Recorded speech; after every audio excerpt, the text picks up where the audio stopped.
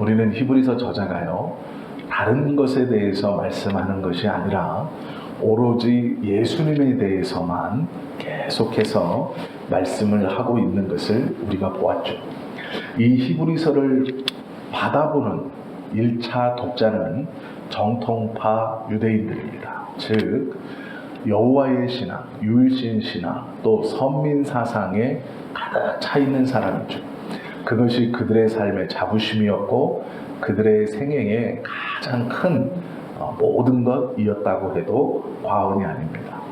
그 유대인들에게 복음을 이제 접하고 변화를 되기 위해서 노력하는 사람, 또 변화된 사람, 변화가 아직은 일어나지 않았지만 이 예수의 복음에 대한 호기심으로 지금 그 복음의 문턱 앞에 있는 이 다양한 유대인들에게 예수님이 어떠한 분이다 라는 것을 말씀하고 있는 것이죠. 그런데 문제는 이 유대인들은 구약에서의 말씀을 잘 알고 있기 때문에 이 히브리서 저자는 오늘 구약 시편의 말씀을 가져다가 오늘 이 말씀을 인용해서 전하고 있는 겁니다. 이 히브리서 저자는요, 예수님에 대해서 천사와도 비교할 수 없고 모세와도 비교할 수 없다. 그리고 이 예수님이 이루어 주신 큰 구원을 너희는 가볍게 여기지 말고 깊이 상고하여 보라 라고 권면했습니다. 그리고 오늘 이 광야 공동체에 대한 이야기를 하면서 하나님의 공동체가 어떠한 것인가에 대해서 말씀을 주고 있죠. 8절 말씀에 보면 이렇게 되어 있습니다. 광야에서 시험받던 날에 거역하던 것 같이 너희 마음을 완고하게 하지 말라. 복음이 들려졌는데 예전 구약의 광야에서 40년 동안 그 광야를 헤매고 망했던 1세대들, 출애굽 1세대들의 어리석음을 반복하지 말고 지금 하나님을 통하여 예수의 복음이 선포되어질 때 그것을 받으라 라는 권면입니다. 그것을 받지 않는 것은 흡사 출애굽의 은혜와 역사를 경험했음에도 불구하고 온전히 하나님을 믿지 못하고 그들이 원래 가지고 있었던 생각들, 눈에 보이는 환경과 여건들에 따라서 불안해하고 하나님의 말씀을 거역하고 잊어버려 징계를 받았던 그때와 같이 어리석게 행하지 말고 이제 예수 그리스도의 복음을 받고 구원의 공동체 안으로 들어와라 라는 권면입니다. 이스라엘 백성들은 광야에서 시험을 받았습니다. 왜 그 광야가 시험이냐면 이 광야는 물이 없죠. 양식도 없습니다. 고기도 없고 길도 사납고 안식할 곳이 없죠. 광야에 있는 것은 뱀과 전갈이었습니다. 배고픔이었고 어쩌면 외로움이었고 육신의 정욕이 있었고 광야하면 대표적인 것이 마귀의 시험이 있고 유혹이 있는 곳입니다. 그러면 우리가 이 광야를 무조건 나쁜 것인가? 어떻게 보내야 할 것인가를 생각해 볼 필요가 있습니다. 오늘 이 히브리서 저자가 인용한 시편 이 95편의 말씀을 인용하면서 이렇게 정리할 수 있습니다. 이것을 간단하게 짧게 요약하면 이렇게 생각해 보시면 됩니다. 광야는 애굽에서 나왔던 이스라엘 백성들이 가나안 땅으로 가기 위해 꼭 거쳐야 하는 땅이었습니다. 애굽에서 바로 가나안으로 들어가는 것이 아니고 애굽에서 나와 광야를 거쳐 가나안으로 가는 것이 하나님의 뜻이었습니다. 그러면 이 광야는 약속의 땅인 가나안으로 가기 위해 꼭 거쳐야 하는 곳입니다. 우리가 예수 그리스도로 구원받아 하나님의 나라인 거룩한 도성인 저 천국에 이르기까지 중간에 거쳐가는 곳이 있습니다. 그곳이 어디일까요? 교회입니다. 교회는 광야와 같은 곳입니다. 교회에는 많은 어려움과 아픔이 있습니다. 천국에 이르기까지 이 교회는 우리에게 위로를 주고 하나님이 가까이 계시다는 구름 기둥과 불 기둥을 우리의 눈앞에 보여주는 너무도 귀하고 은혜로운 장소임에는 분명합니다. 그러나 이 교회에서 우리는 척박해지고 강팍해지는 영혼들을 봅니다. 세상에서 참 좋은 사람이 교회 안에 들어와 이상하리만큼 이기적으로 변하고 자신의 자존심을 내세우고 작은 것에 상처받고 실족하는 모습을 보게 됩니다. 오히려 교회에서 그가 가람을 느끼고 척박함을 느끼고 많은 유혹과 자신의 자존심에 휘둘리는 것을 우리는 보게 되죠. 교회는 광야와 같은 곳입니다. 하나님의 나라에 가기까지 꼭 거쳐야 하는 곳이죠. 교회에는 다양한 사람들이 있습니다. 때로는 그 사람들에게 위로도 받지만 상처를 받기도 하고 사람이 많음에도 불구하고 외로움을 느끼기도 하고 그 교회에서 아픔을 경험하기도 합니다. 교회는 흡사 우리를 연단하시는 광야와 같은 곳입니다.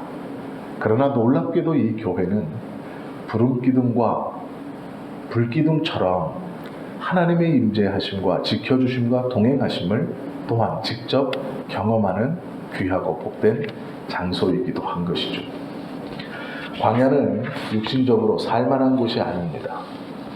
이스라엘 백성들이 광야에서 어렵고 힘든 시간을 보냄과 함께 하나님의 직접적 인도를 받고 그 길을 걸어갔던 것처럼 교회 또한 마찬가지이다라는 것이죠.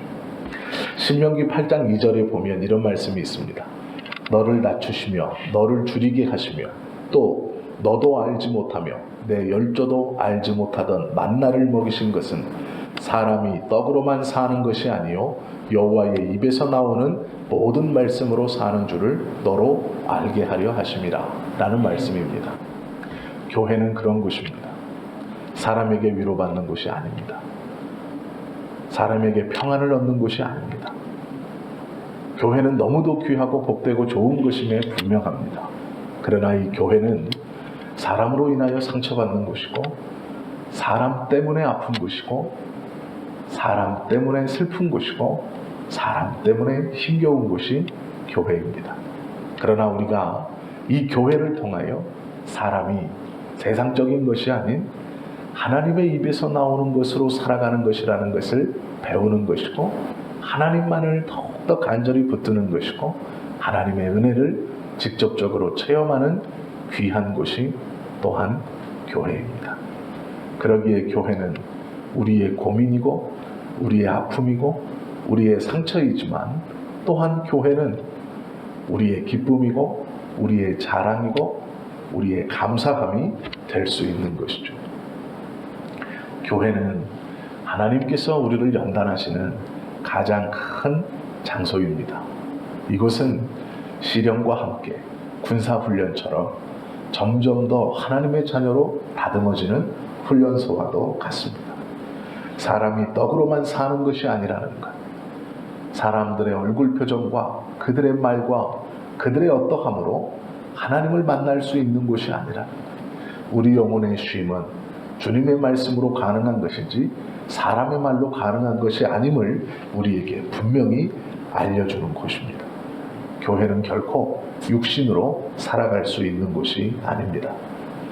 교회 생활을 하면서 하나님의 말씀대로 살아가지 않고 육신대로 살아간다면 그는 이기적인 사람이 될 것이고 수근수근거림의 대상이 될 것이고 많은 사람의 질타를 받을 것이고 또 자기 스스로 그 공동체에서 견디지 못할 것입니다.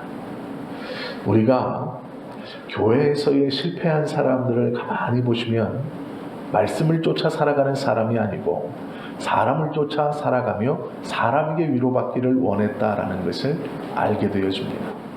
중요한 것은 목회자도 마찬가지다라는 것이죠. 목회자 또한 사람을 보고 이 교회 공동체에서 하나님의 뜻을 이루려 한다면 이룰 수 없을 것입니다. 하나님의 말씀을 붙들 때 가능합니다.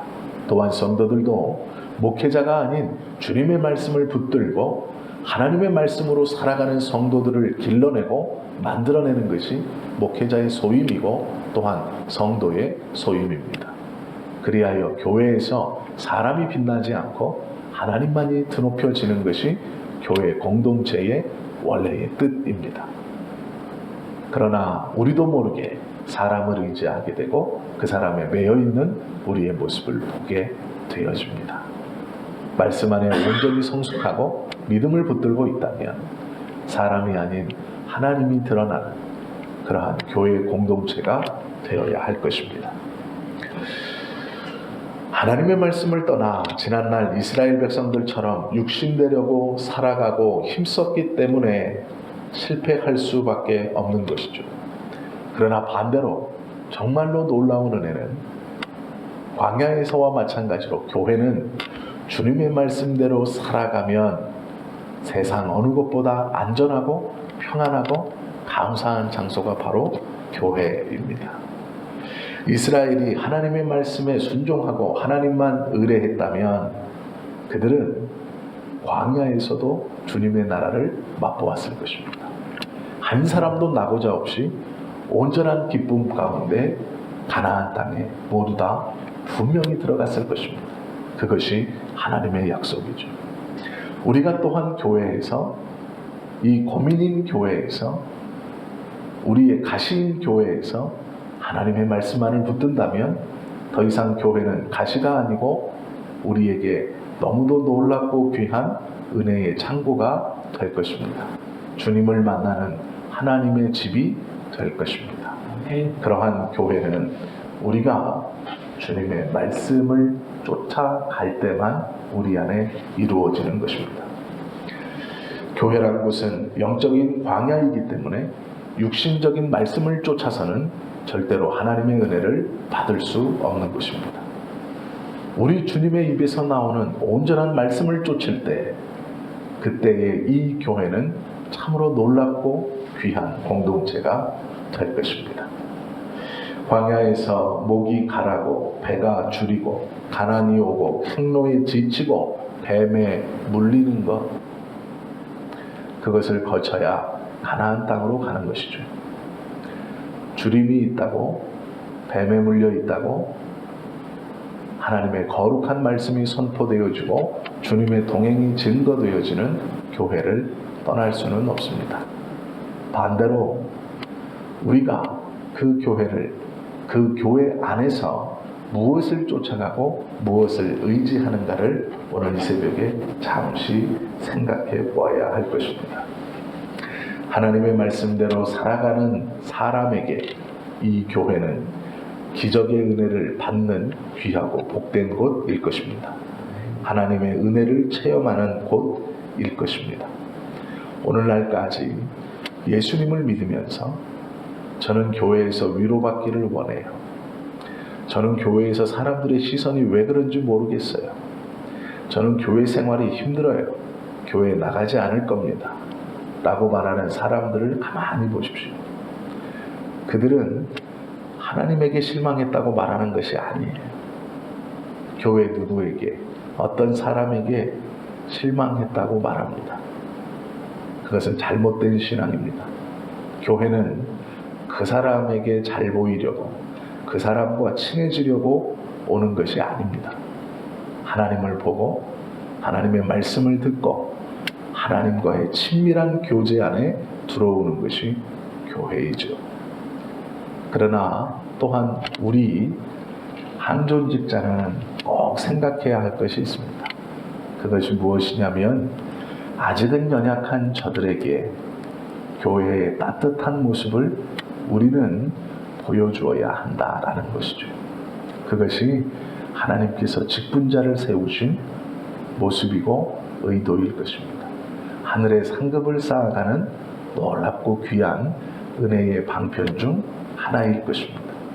그러기에 우리는 주님의 말씀을 쫓아 살아감은 물론이요, 조금 더 성숙된 자로 아직은 그렇게 행하지 못하는 성도들을 돌아보고 그들에게 위로의 말씀을 전하고 따뜻한 하나님의 말씀을 삶으로 증거하며 살아가는 것, 또한 그 삶뿐 아니라 우리의 표정으로, 말로 그들에게 주의 위로를 전하는 것이 하나님께서 우리들에게 직분을 맡겨주신 귀하고 복된 은혜 가운데 있는 우리가 꼭 해야 하는 사명과 소명 가운데 하나일 것입니다. 교회는 광야입니다. 가나안에 들어가기 위해 꼭 거쳐야 하는 곳이죠. 외로움도 있고 아픔도 있습니다. 그러나 이 교회는 하나님의 말씀을 쫓는 자에게는 하나님의 놀랍고 귀한 은혜가 선포되는 자리이며 주님의 직접적 통치를 경험하는 놀라운 장소이죠.